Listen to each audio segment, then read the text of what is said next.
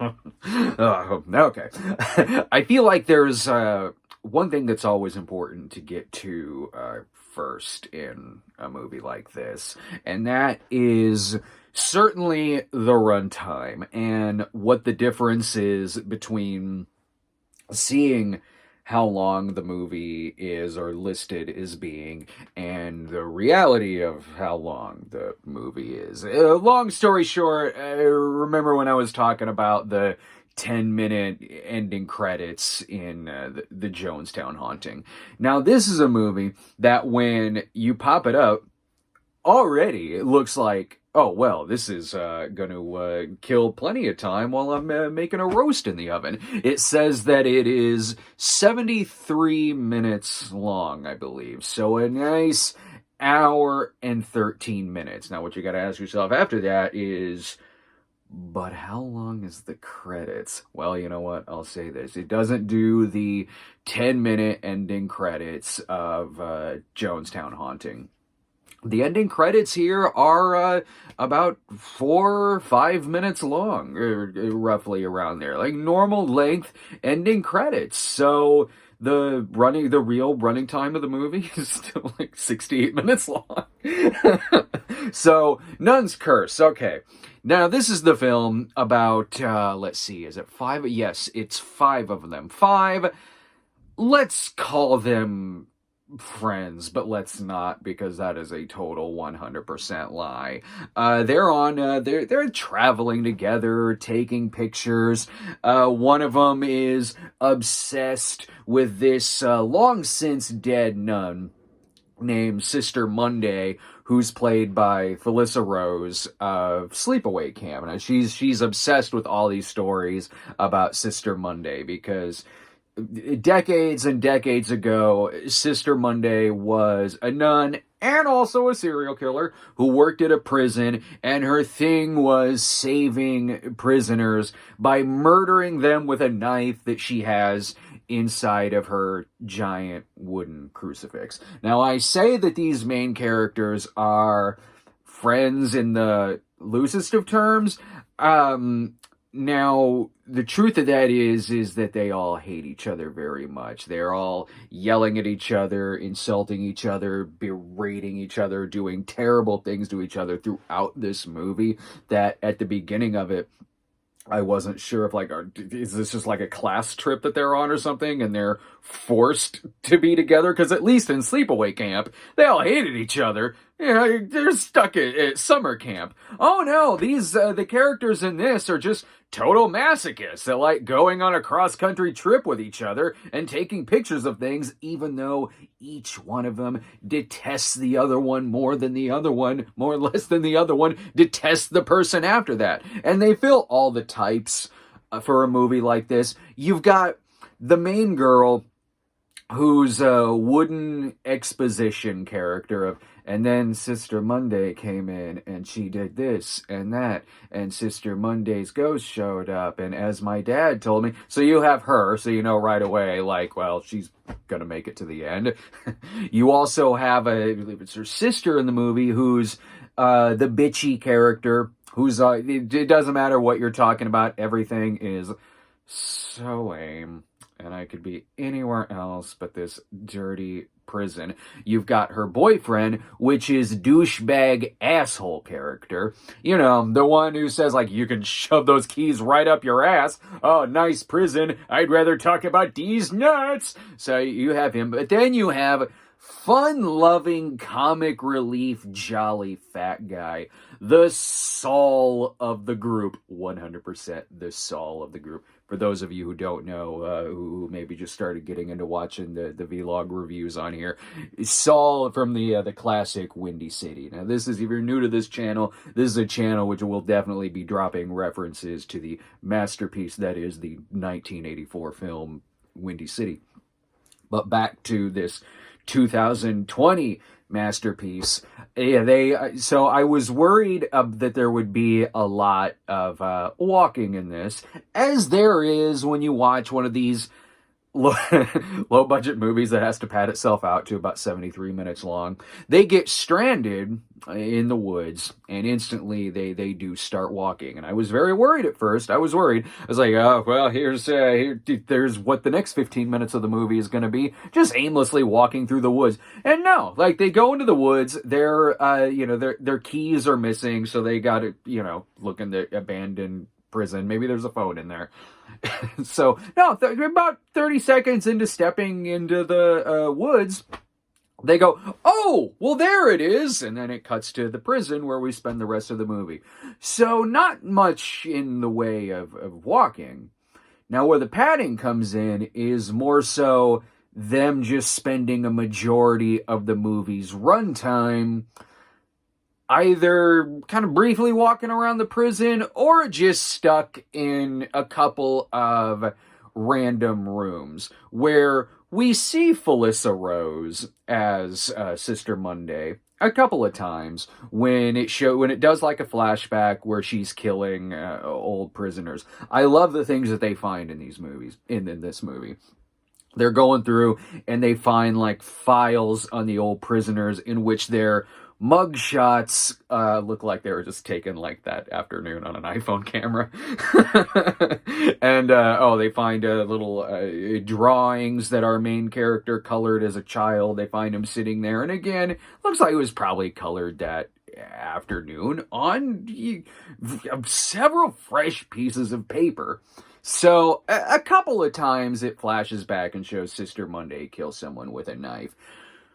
More often than not, we are just treated to endless dialogue of our main character just talking about all the things that Sister Monday has done. Well, Sister Monday did this, she did that, she did that.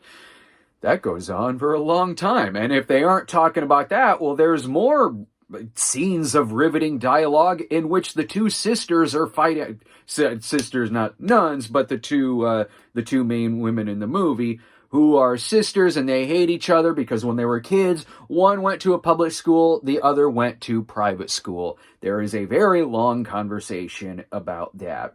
And at first I was thinking, well, maybe they're killing time for before it gets dark, because all of this has just been in the very, very scary, spooky daylight. Maybe they're just waiting for it to get dark. That way all the scary stuff will happen.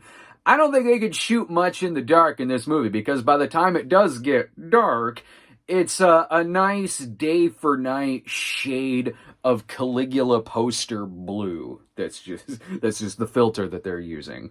And there's a couple of other flashbacks, too. For instance, main girl is sitting there going, forgive me that I only know the name of the character of Sister Monday.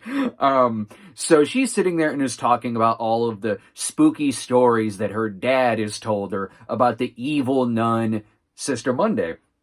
So then we get a flashback of the main character as a little kid. Her dad comes in, and in case we thought she was lying as an adult when she says, my dad used to tell me these stories, it flashes back to show indeed her dad coming in to sit down and say, I am about to tell you a story. Now don't get too scared. And then it cuts back to present time.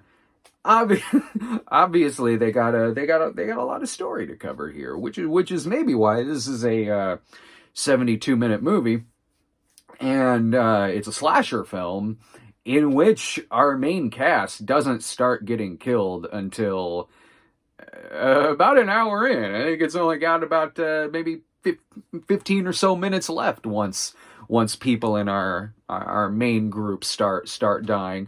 And the gore effects are fine. They don't do any like CGI blood or anything like that. Now, with it being a movie that Felissa Rose is in, she's top billed on here, but I mean, she's in like, a few scenes. With this being a movie, I did have popcorn when watching this. I had to do something to keep myself awake. So, with this being a movie that Felissa Rose is in, now, obviously, there's twists at the end of this. So, in case you're planning on watching this, I shouldn't... I'm kidding. I'm going to spoil the hell out of this movie. So, alright, yes, there is a twist. it turns out that our main character has been so obsessed with everything involving Sister Monday that she herself, in these present day scenes in the prison, she herself is also Sister Monday. She goes around in a nun costume, and it turns out it was her and not Felissa Rose as a ghost. It turns out it was her, again, not Felissa Rose, killing all these people, all of her friends. And so it turns out she was the nun the whole time. Now, that did actually, look, it doesn't make any sense, but I'm like, well, I guess they do kind of telegraph it a little bit, because there were certain issues I had with the movie when I was watching it, and when it was showing Sister Monday killing these people before the big reveal, you could tell it wasn't Felissa Rose's hands, and I was going, is this a goof, or is this also like kind of a throwback to Sleepaway Camp? So you could tell it wasn't her hands, and it was also the nun costume itself, which is a very Spirit Halloween nun costume. Just get any nun costume from any costume shop. Doesn't matter if it really doesn't fit Felissa Rose all that well. Whatever, we just need any nun costume. Is this all in the main character's head anyway? So I guess that explained the whole hand thing and not really showing the killer during all these. Again, I just thought it was because they only had Felissa Rose on set for like a day or two. But there is another twist. Because for a movie that's only like 72 minutes long, it has like 3 different endings. I've already described a couple of different endings. Now the other one is, again, main girl turns out to be the killer the whole time. She's crazy. She thinks she's Sister Monday. She goes around in a Spirit Halloween nun costume. Kills people with a knife wooden cross. Alright. And she accidentally kills herself. She's laying on the ground dead. Cuts to black. You think the movie's over. Oh no. It cuts back to the van at the beginning of the movie, and it pulls a Nightmare City. The nightmare becomes reality, where it jumps back to before everything we saw, where our main characters are now still alive in the van, and the girl's like, whoa, I just had the craziest dream. Oh man, you know what? Maybe I don't want to get out of the van and take these pictures and get lost and end up in this prison and get killed by a ghost nun who is also myself. So they decide, yeah, I guess, I don't know, we traveled all this way for no reason now, I guess. Let's just take off and get out of here. All right. It's not often I see a horror movie that clearly has an ending that seems very inspired by Emilio Estevez's wisdom. Oh man, what a dream! That was crazy. Let's get out of here. But again, that isn't. There's one more thing at the end too, because again, several endings on here.